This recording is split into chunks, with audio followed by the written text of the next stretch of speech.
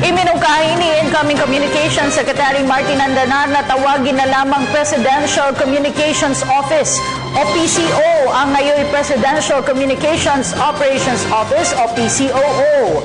Samantala, muling tiniyak ni Andanar na gagawa sila ng mga pamamaraan para maging mas mabilis na malaman ng publiko ang mga programa ng pamahalaan. Ang ulat mula kay Rocky Ignacio. Mahigit isang linggo bago ang formal na pagluklok sa pwesto ni President-elect Rodrigo Duterte sa June 30, tiniyak ng Incoming Communications Secretary Martin Andanar na isasaayos na mabuti ang sistema ng communication group para sa mas mabilis na pagpapalabas ng impormasyon ng mga programa ng pamahalaan sa taong bayan. Kabilang na dito ang pagbabalik sa dating setup ang press office kung saan isa sa ilalim na rin sa PCO ang office ni Presidential Spokesperson Ernesto Abella. Iminungkahi rin ni Andanar na tawagin ito bilang Presidential Communications Office o PCO mula sa dating Presidential Communications Operations Office sa ilalim ni outgoing Presidential Communications Secretary Sunny Coloma. Nasa ilalim na yon ng PCO, no? Yung opisina ni Undersecretary Manolo Quezon. No? So, subsumed by the PCO.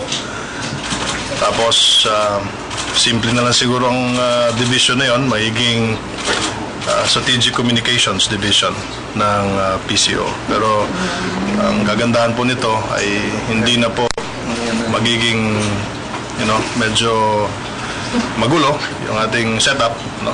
Mas isa na lang ang magre-report sa presidente, yung secretary na lang ng PCO at pati po yung spokesperson, no? Pagdating sa kanya mga administrative work ay ako na po ang magre-report sa gabinete para isa lang po ang panggagalingan ng report administratively.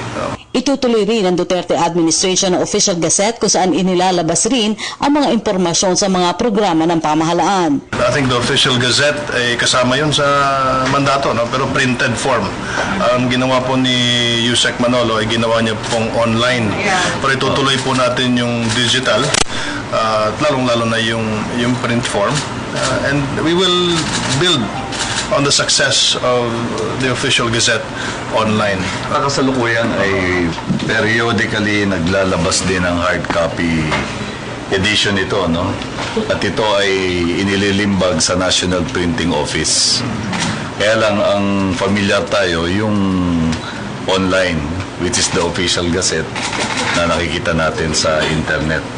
Pero sa simulat sa pool, coexistent naman yun, no? Both the online at saka yung printed copy of the official gazette as required by law.